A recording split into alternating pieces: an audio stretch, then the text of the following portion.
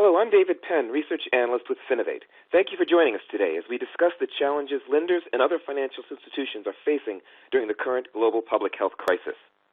As the COVID-19 pandemic continues to unfold, loan services are experiencing unprecedented call center and default volumes as customers struggle to stay above water. With the potential of a rapid global recession in 2020, financial institutions are reevaluating their loan servicing operations across the board, from mortgage and auto to commercial and personal. During the last financial crisis in 2008, the rate of foreclosures in the United States more than quadrupled over 5 years, reaching a high of more than 1 million homes as falling valuations and high unemployment pushed people into default. At the same time, 3.7 million homes were in serious delinquency. Today, Bart Bailey, head of Global Lending Product Management for DXC Technology, will lead a discussion on what lessons can be drawn from previous downturns and how institutions can better prepare their operations, technologies, and customers for what's ahead. Before we get started, just a reminder that this is an interactive presentation, so please share your questions with us by using the Ask a Question button at the bottom of your screen. And with that, let's go ahead and get started. Bart, take it away. Yeah, good morning or good afternoon, everyone. Appreciate everyone joining. So we're going to talk about our company, some of the market conditions, and also some of the solutions we have to help with this crisis that we're currently in. So a little bit of background about DXC Technology. So we're formerly Computer Science Corporation. We also purchased HP Enterprise Solutions and formed a new company, DXE Technology. We've got about 135,000 colleagues around the world supporting many different industries across the globe. Some of those industries you can see here on this slide, range from healthcare, transportation, oil and gas, manufacturing. Our particular group here is in the banking and capital markets group. And we have a wide range of IP and technology services that we provide. In particular, we have a core banking platform, we have payment solutions, and then we have lending and default solutions within banking and capital markets. And that's what we're going to focus on today is our default solution. So some of the lessons learned from the previous downturn. So we take the previous crisis, right? There's some servicers who excelled handling that type of volume and those that didn't. Those that did well, right, had multi-channel outreach, whether that be through portals, direct calls, outbound IVRs, those types of things. Also, they had systems that could quickly adapt to changing market conditions, whether that was regulatory or market downturns. One of the things that was important on those that excelled was they had a borrower-focused approach. And then on the ecosystem, right, it was multifaceted, right, that they had the ecosystem available and set up, and whether that be downstream things like letters or mod agreements, those types of things. But what we saw most often in the industry back in 2008 was folks that struggled to handle the volume, right?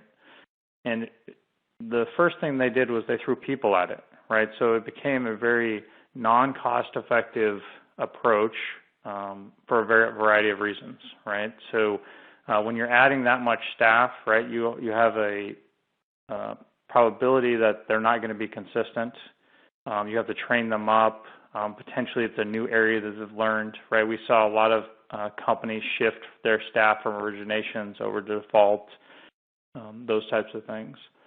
They also used very traditional methods in terms of their outreach, right? Letters, outbound dialer, and so forth. The other challenge that we saw was the systems in default really hadn't had the investment over the years like, say, the origination side did, right? So it was a very fragmented technology stack, heavily reliant on code in terms of making changes to their systems or vendor code in many cases. And it was also very focused on the servicer, right? So each servicer kind of had their own secret sauce and approach in pre-crisis, right? And what it's evolved to post-crisis of 2008 is very much a commodity, right? So the CFPB has come in and mandated certain protocols in terms of loan servicing across the industry, and has really forced these servicers into an environment where they have to comply, improve their compliance, and all for the benefit of that consumer, but it's put a heavy reliance on changes in compliance regulatory items, either in their processes or their technology to drive that. So I want to shift to kind of the current market state and draw some comparison to the previous crisis. What we're experiencing on the loan servicing side today in this market is unprecedented. The amount and velocity of the defaults are extremely high, right? The latest number, 26.5 million people in the U.S. have filed for unemployment. Never have we seen a period of time where that short of employment impacts in this modern age. Also, the breadth of people impacted, right? So in the last crisis, right, it was kind of a slow buildup, and certain industries or jobs were impacted as the crisis progressed. This was an immediate impact across a vast array of borrowers, and many of those borrowers have never been in default, right? So this is something brand new to them. They don't know how it affects them. They're not educated on the process. And one of the misnomers out there, and unfortunately the media and others, is these forbearance plans, right? This is not a payment forgiveness. This is simply you do not have to make a payment, but when you're done with your forbearance, right, you need to bring your account current, and I'll get into that in a little bit. But you can see here the volume of these forbearances are extremely high, and servicers have been able to adapt much quicker to this volume than they have in the past with the prior crisis. Even if you look at auto servicing, a client of ours mentioned publicly that 25% of their portfolio has asked for deferments, and a deferment is, hey, I can't make my payment this month. I need you to move it to the end of my auto loan contract, and so they're seeing high volumes with that. We're also seeing large businesses with liquidity issues and laying off, bankruptcy filings, right? So we continue to see impacts on the economy, and unfortunately, I don't know that we know when that's going to end, though we are starting to see certain pockets around the globe and then some states within the U.S. start to open back up, and we'll see the impacts of that. Small businesses are a challenge, right? So my wife works at a dentist's office, and they were unable to get those small business loans, right? And many others I've talked to in small businesses weren't able to, right? So they're severely impacted and make up a large percentage of the economy in terms of employment. When we look at the waves of impact to these servicers, particularly in the mortgage space, the first wave, right, was these forbearance plans. The peak of that we saw around late charge day this month in terms of volume, and it's kind of leveled off. What we suspect there's going to be another spike here in the next month or two as well in terms of that volume. The next wave of that is, okay, what do you do with all of those borrowers that are on those forbearance plans, right? And how do you handle that from a system perspective, and then what options are going to be offered to those consumers? So if you take a consumer who's on these forbearance plans, that could be up to 12 months. So most servicers are offering a 90-day forbearance plan with an extension of another 90 days and up to 12 months depending on their impact. In terms of kind of retention options, meaning keeping them in their home and retaining their mortgage, right? The option that the GSEs or Freddie Fannie have come out with, and others will probably follow suit, is around a deferment option, which is similar to the auto piece, where they're going to allow you to move that payment to the end of your loan and essentially bring you current.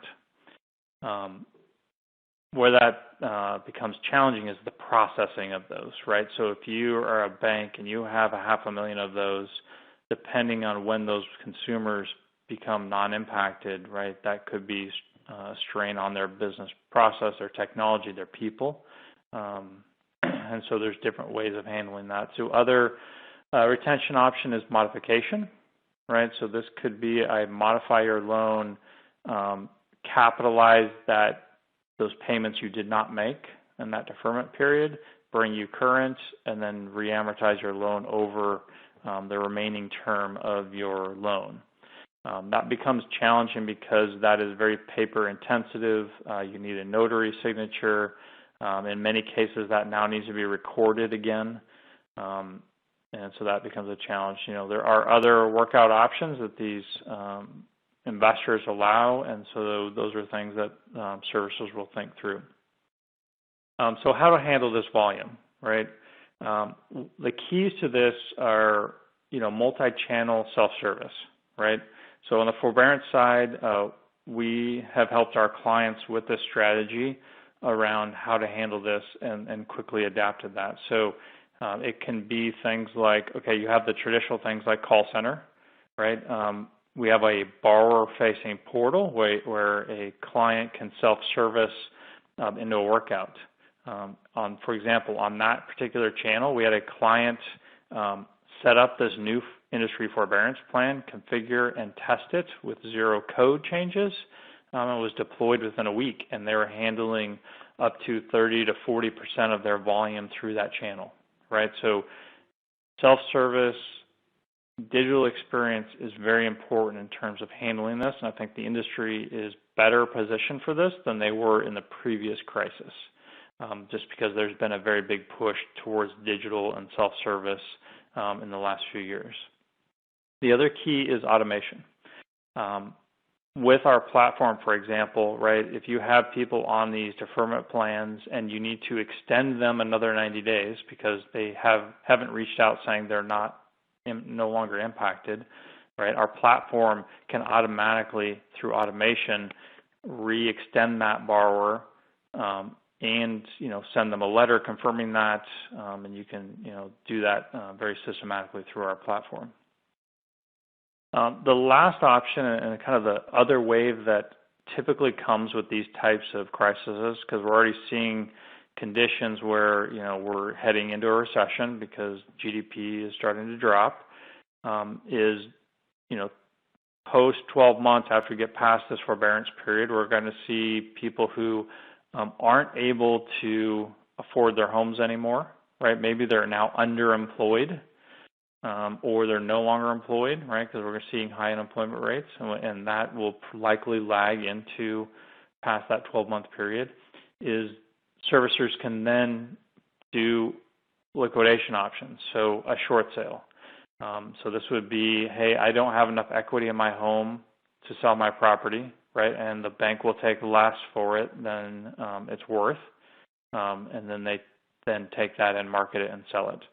And then relieve the borrower of that debt.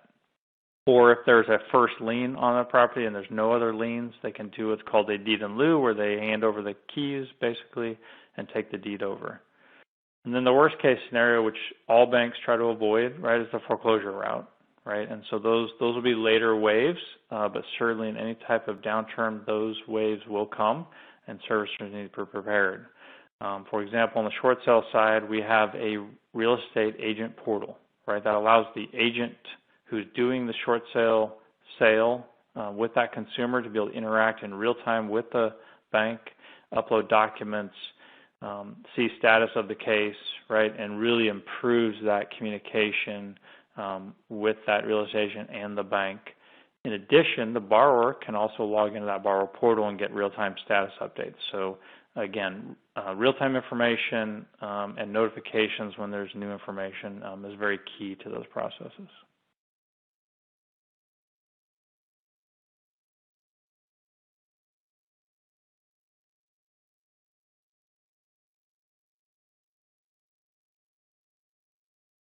Sorry, I don't think I advanced the last slide, so I'll give you guys a minute to look at this. Oops, sorry. All right, so let's go ahead and talk about client needs and challenges that we see in the industry where our solution helps. One of that is cost of reducing servicing. So pre-crisis, the cost of serving a defaulted loan on a mortgage side was $500 or $600. Post-crisis is around $1,500 to $2,000 plus. And it really depends on how well that servicer has engaged technology automation because it's very difficult to service mortgages in these days due to all the regulatory compliance that they're obligated against. The other thing that we see a demand for is a consolidated view of that customer across product types. Meaning, do they have a first and a second, right? Or is there also, hey, they also have an auto loan with our bank? Those types of views, so you can get a 360-degree view of that customer and the relationship with the consumer. There's also a desire to improve operational control across the organization to ensure compliance, right? With a very fragmented technology stack at these banks and loan servicers, right, it's difficult to ensure that compliance, right? So this helps drive that as well.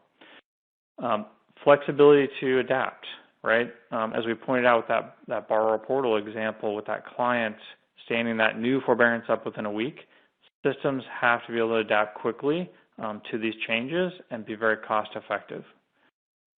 And the last one is we can't forget about the end user in this experience, right? So the bank user who actually has to work the process, right? Is their UI intuitive? Is it friendly? Does it give them the right information at the right time?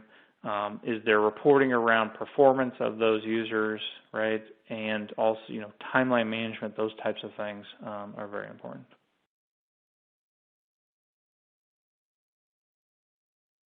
So we'll go ahead and dive into our solution in this space, which is early resolution. We are the leading default management solution focusing on that collections and loss mitigation space. Our tool is very highly configurable, and it helps clients keep pace with the regulatory changes in the marketplace, and whether that's changes to workouts that are being offered or changes to business processes that banks want to make, right, in terms of changing roles and workflow processes. They can do that very easily, right? So we have a very intuitive rules engine, and it does not require a developer to make those rule changes. Simply, they can go in through the rules, and those, what we call management controls, they affect different parts of the application. So for example, I can write what we call a flex message or an alert on the screen to allow user to see different conditions on the loan. So historically, what these servicing systems have had is they'll have codes, right? If I see a code of Y, that means the borrower is deceased, right? Instead of them having to interpret codes, right, we turn that into text and alerts so that the training period to ramp up new users is much lower because they're not having to learn all these codes and nuances in the system. It's very intuitive for them to use the system.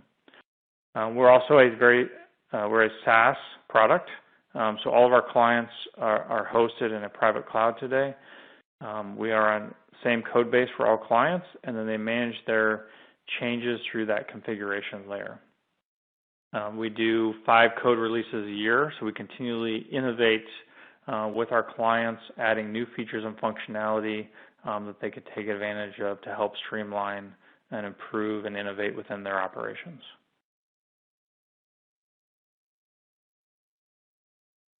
So a little overview of the functions that are handled within early resolution. So this top layer are kind of the participants that interact with the system, right? So you've got folks like customer service or a collector. If you get into loss mitigation underwriting, you got the underwriter, people that are processing documents or settlement. And then you got folks on the other end of the spectrum, which is like the real estate agent if you're going to go to that liquidation route. And so ER acts as that orchestration layer across those resources and the platform, and then integrates in real time to these other integration points, whether it be a system of record, right? So when we access a loan in ER, we go in real time and get that data from the system of record, and we also write back to those systems of record in real time. We're integrated with other things like client imaging systems, letter vendors, right? So an example of that is if I need to send out a correspondence to that consumer, let's say a modification agreement, in real time, right, we will call that letter vendor, we will send them the data, we get back an image, they can then review and flight check that in real time, and that gets distributed out to the consumer, right? So high orchestration, and we are very keen on having ecosystem, right? So we are not going to solve all problems for our clients. That's we have a large partner network, all right, where we can add to our ecosystem to add additional value to our servicers. There are 4 major modules within the early resolution offering. The first one is call management, right? So this would be a customer service agent or a collector. The system is intuitive to the role that you provide, right, and presents different options and information to that type of role.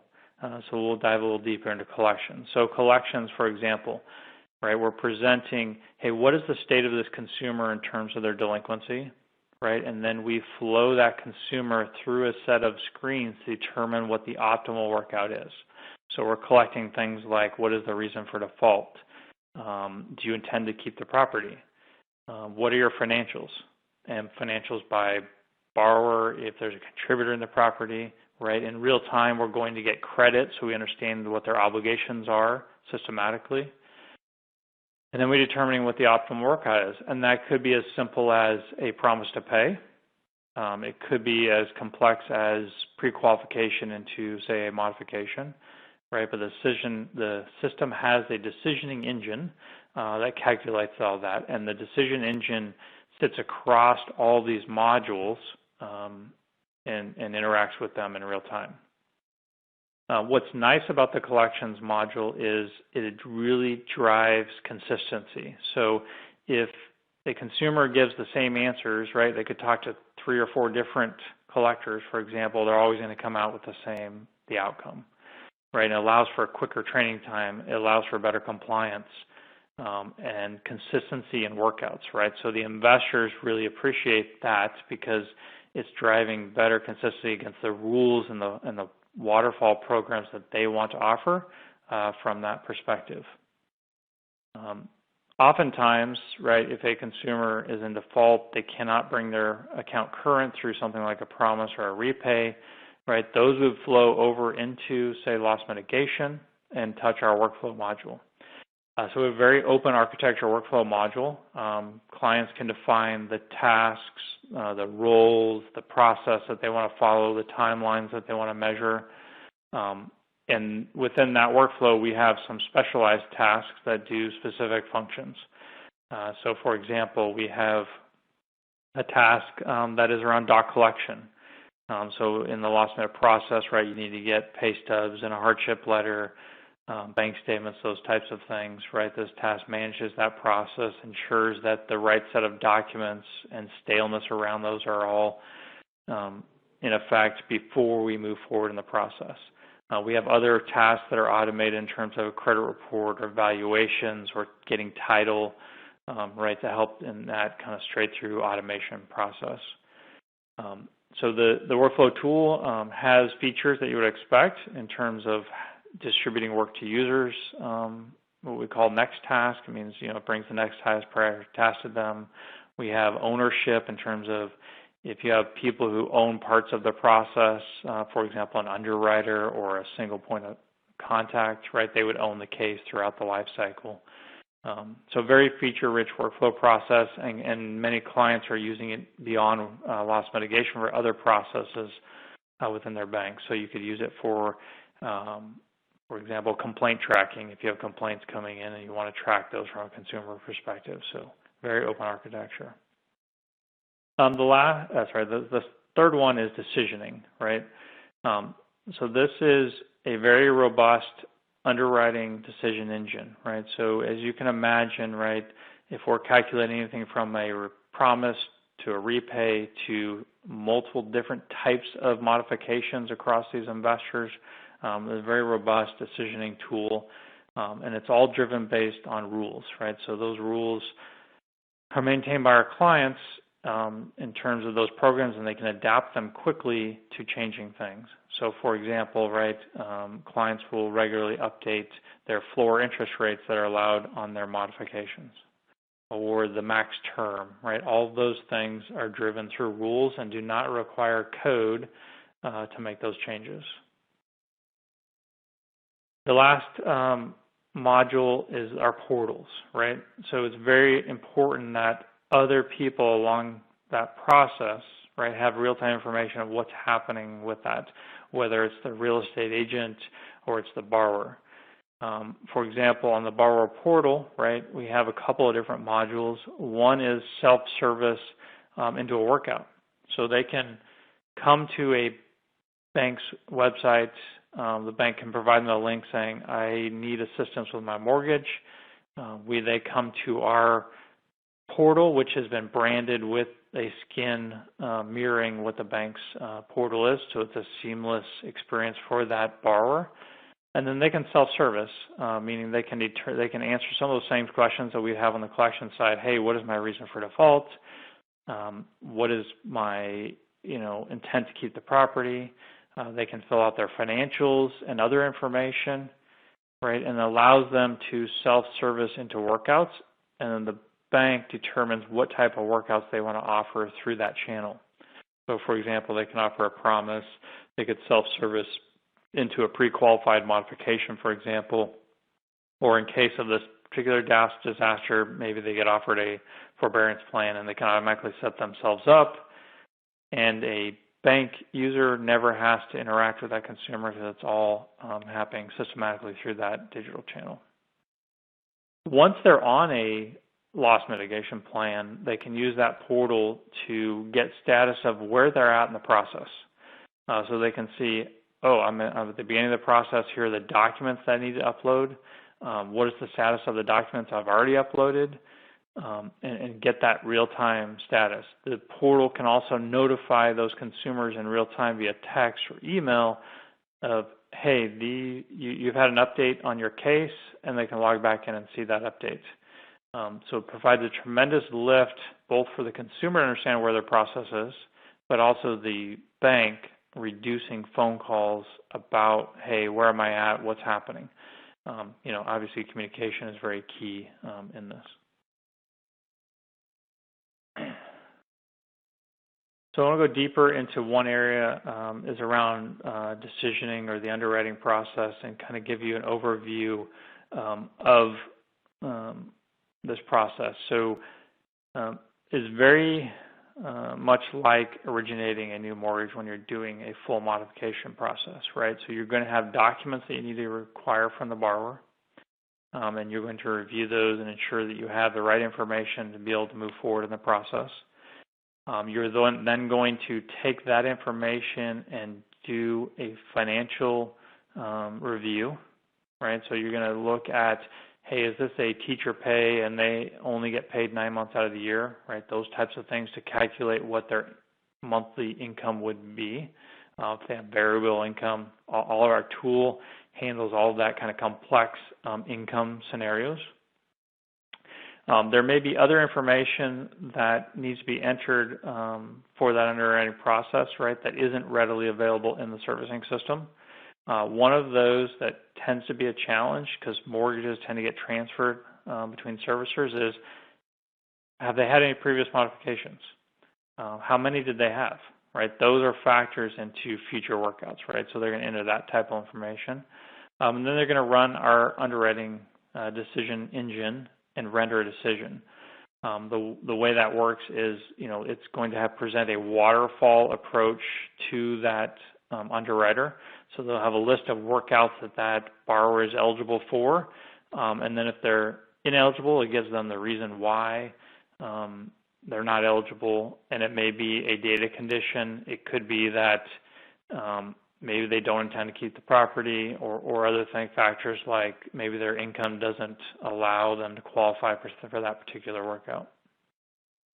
Once they've determined which workout they want to proceed with, right, they're going to typically have a second level review, QC that underwriting decision. All that happens within our system. It routes to the next level. They QC that decision, right, and then we move on to communicating the decision.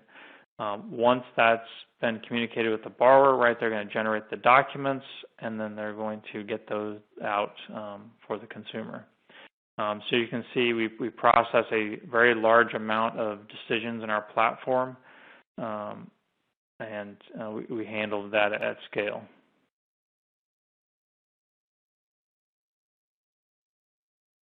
So those are the items that we wanted to cover off today. I know that we have a number of questions, and I'm going to transition that over to my colleague. So Hunter Stair is on, and he leads our product innovation within our lending group, and I'll let him handle some of those questions. Yes, good morning or good afternoon. Like Bart said, we've had a number of questions come in, so we certainly wanted to allow some time to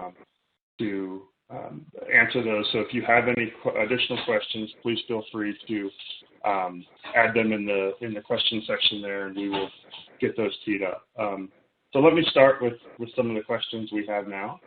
I'll try to paraphrase some of these. So, are servicers adopting more automation and/or artificial intelligence as a result of this pandemic?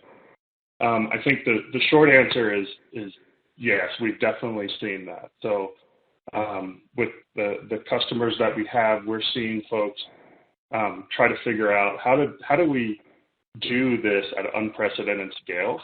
So if you look back at the 2008 crisis and even some other smaller natural disasters, as Bart had mentioned earlier, a lot of the servicers were throwing people at the problem. And that you may be able to do that when you have, several thousand or maybe tens of thousands of folks who are impacted. But when you have millions of impacted borrowers, you just can't throw enough people at the problem. So we're starting to see a lot of innovation in this space. We have several clients who are highly automating the offering of plans to help borrowers, right? So we have a client who is essentially setting people up on these forbearance plans automatically based on, one or two pieces of information. We have other clients that we're helping them look into more AI approaches to this, right? So if you have an entire portfolio of customers that you can identify as potentially being impacted or delinquent, either based on non-payment or other things, we're seeing clients start to look at different ways to automatically put people on these forbearances. The other thing that we're seeing in this space, just from an industry perspective, is if you think of how traditionally loan servicing has worked, it has really been up to the customer to reach out to their loan servicer to get help. And we're still seeing that, of course, but what servicers are starting to explore is if we put them onto a 3-month forbearance plan, can we just extend them automatically, right? The assumption of having the borrower have to call in every 3 months to prove that they're still impacted by the pandemic may not be a good assumption to have anymore, right? So a lot of the banks that we've been talking to, they're setting people up on forbearances for 3 months, and then they're thinking of auto-extending them, right? So take away the need for the borrower to have to call back in and deal with call centers or have to go back into a portal and do these things manually. So a lot of our customers are auto extending, which is quite a change in the servicing space. So good question there. Definitely seeing a lot of innovation there, and like other downturns that we've seen, we think this could inherently change how servicers are interacting with their customers, and having to do this stuff at scale is really, I think, changing how they're thinking about how to interact with their customers on a daily basis. Okay, I have another question here around, let's see, let me try to paraphrase that. So turnaround time for us to code this forbearance plan into our platform for the customer. So I think Bart may have highlighted this earlier, but the nice thing when you have a platform that's extremely flexible, essentially there was no code on our side required. So Bart mentioned in one of the sub-offerings we had a decisioning capability. So our decisioning capability essentially allows clients to create any custom workout that they can think of, right? And a forbearance is a fairly straightforward plan that is, a number of months of zero plan payment. And so because we have the decisioning module, which allows them to, create their own plans, we had customers creating those plans and fully tested within a week and pushed out to customers. So again, that was one of the benefits of having flexible systems is you don't have to go back to the vendor and ask for code every time you need something done, right? So that's kind of the short answer there. Let me see the next one. So it's around how quickly do servicers, so this is around the scaling up of disasters scenarios. So how quickly are we seeing servicers hire and scale up to handle disasters? So it's interesting. Depending on which client we talk to and how much of their IT infrastructure allows for that sort of thing, we saw a lot of clients very quickly, even before the real first wave hit, hiring folks, getting their technology pieces into place, et cetera. But one of the big benefits, right, is when they have flexible tools and the UIs are very friendly, clients we've talked to who don't have, good tool sets in place, they kind of have repeated some of the mistakes that we've seen in previous disasters. So, for example, they will just go hire, hundreds or thousands of folks to just handle people impacted by the pandemic. And then you have a training scenario where they're having to train on 6 or 7 different pieces of technology. So what we do, right, is because we are kind of that orchestration layer, they only have to train on one piece of technology, which is our platform. So from a time to being fully productive standpoint of new hires, instead of weeks of training, they can come up and within several days they can be live on our platform. And because the business rules are all baked in, it really allows them to just use the platform. It's very UI friendly. So customers who are using our platform, they can bring in, hundreds of new resources, have them up and running within a week's time frame, and they're helping the customer as much as they can. Let's see.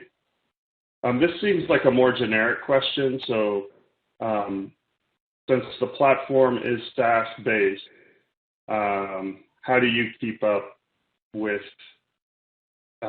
change in the industry? So good question. I think Bart had touched on it a bit. So because we're a SaaS-based product, we have the ability to very quickly, we have a release every couple months. So if there are things that we can't do in the platform, we're working constantly with the industry. We're putting new releases into production. They are, obviously testing and then rolling out changes as they need to. So most of our clients, right, just like you'd see with products such as Salesforce, ServiceNow, et cetera, a lot of our clients have configuration teams inside of their bank, which are interpreting market conditions, interpreting regulatory changes, et cetera, and are rolling those things into production every, 3-4 weeks, depending on the client. So just some of the advantages of being SaaS-based, right, is you can use things through configuration and not code. Let's see. This is kind of a generic question. So kind of high level, where do you see the industry going after the pandemic? So when I think of this, a couple of things we've kind of touched on, but I think right off the bat, we're seeing a lot of cooperation with our clients. So if you think back to the last pandemic, the last economic downturn in 2008, as Bart touched on, there was not a lot of cooperation in the industry. So I think a lot of the servicers thought that they had a secret sauce of how to treat customers, on how to decision these loans. And I think a lot of that in the last several years especially has really gone away. And I'll say with this pandemic, we're seeing a lot of cooperation between clients where they're reaching out to each other directly. We also have a forum every few weeks, right, where we're bringing everybody together and everyone's talking about how they're handling all the intricacies of the pandemic and things that they're trying to do. So I think that's a good thing, right, is we're seeing a lot more cooperation. I think we've talked about this a little bit. The second thing I can kind of think of is a lot of these servicers are really, I can see coming out of this, they need to modernize their technology stack, right? So whether it's really, legacy systems that don't necessarily speak, talk well together, I think that is something that banks are going to have to really look at. We've touched a little bit on automation and AI. If you just look at the number of loans and cases that the banks are having to deal with, and a lot of the repetitive tasks that they're doing, right, such as looking at, documentation, reaching out to the borrower in any number of times throughout the process, a lot of that stuff is kind of ripe for automation opportunities, artificial intelligence opportunities. So we're already starting to see some banks really push themselves there, and of course we're helping them in that endeavor. Okay. Can you elaborate on the difference and importance of focusing on the borrower experience versus the servicer experience? Good question. So this is one that historically in the industry, servicers have always been very focused on, I'll just say it, the servicer experience, right? So the servicers have always historically been very focused on,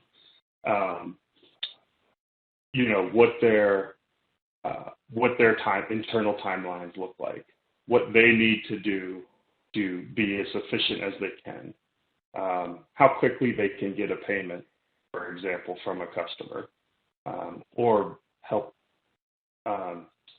keep things running smoothly internally from a servicer perspective. So historically, that has kind of been the focus.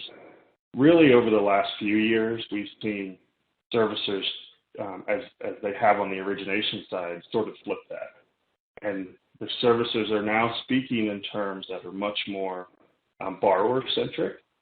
So if you look at their outreach to borrowers, it used to be, hey, if you have a problem, you call us, and we'll have a big call center full of people, taking inbound calls. I think as the technology has changed over the last 3, 4, 5 years, we're starting to see servicers really flip that and say, how can we be a better partner with our customers, with our borrowers. So they're doing things like putting out more borrower-friendly portals, so the borrowers can go see and have transparency into what their process looks like if they have to interact with their servicer. Even during this pandemic, right, we've seen some customers who are simplifying their interaction. So the portals are one way. There's also some IVR things that they're doing. So a customer can call into a line. They can click 2 or 3 buttons and say, yes, I'm struggling with this pandemic, and they can automatically be put on plans themselves. So definitely much more of a focus on the borrower. And I think we've heard from customers, some of our clients, right, they're starting to realize that if you're looking at the mortgage side, this is a potential customer for 30 years if you're on a 30-year or a 15-year mortgage. How can we make that experience with the borrower much more fruitful for both sides? Whereas in the past, you would just go into the servicing side and it's just a place to make payments. They're starting to rethink that relationship now. Obviously, on the auto side, that could be closer to 5 or 6 years. But same thing, right? Clients are just starting to say, how can we improve this borrower experience?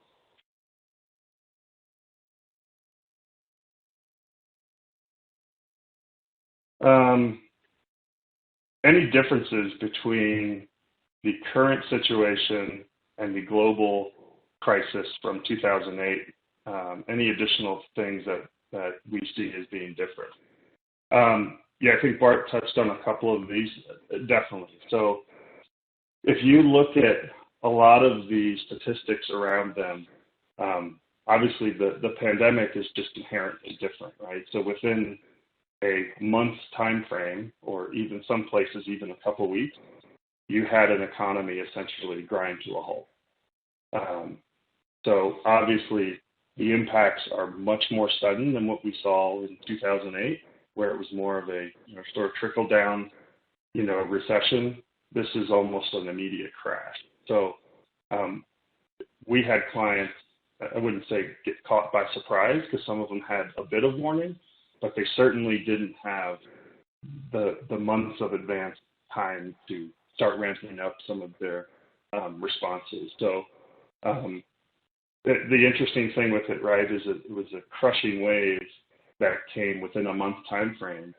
And it's going to be interesting. Of course, none of us know what's going to happen, but a lot of them, I think, in this crisis, pandemic, were because they had spent some time in the previous years improving some of their technology. A lot of them were able to handle this better than they were 12 years ago, when they really had some systems that were really antiquated. So in a way, they've been able to handle it. What happens going forward is really anyone's guess, but I think some of the banks are at least in a position to be able to handle any additional waves that may come.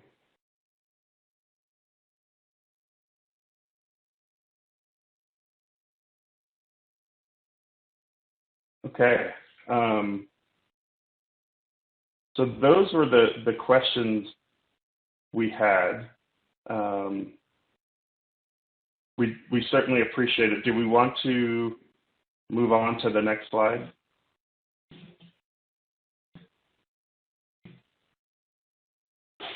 Yep. Thanks, Hunter. So if you guys are interested in seeing a demo of the platform or have additional questions or want to have some dialogue with us, you can reach out to Ted Nuri, who's our sales executive for this platform, and his email address is listed there. Look forward to having additional discussions. If you're a fintech and want to be part of our ecosystem, glad to have those discussions as well. So we definitely appreciate your time today, and looking forward to having additional dialogue. Thank you very much, Bart and Hunter, for your contributions today, your insights on a topic that I know people both inside the industry and outside the industry are very much thinking about and trying to get a handle on just how, on this particular aspect of finance, we're going to go ahead and make it through to the other side. So again, thank you very much for sharing your observations and for answering the questions that our audience had for you. That's about all the time we have for today's conversation. Again, thanks to Bart and to Hunter for their comments, and of course, thanks to you, our audience, for joining us today. The presentation will be available to those of you who signed up to hear it today. That'll be available on the Finovate website in the coming days. So thanks again for joining us. Have a great day, and we'll talk to you next time. Bye.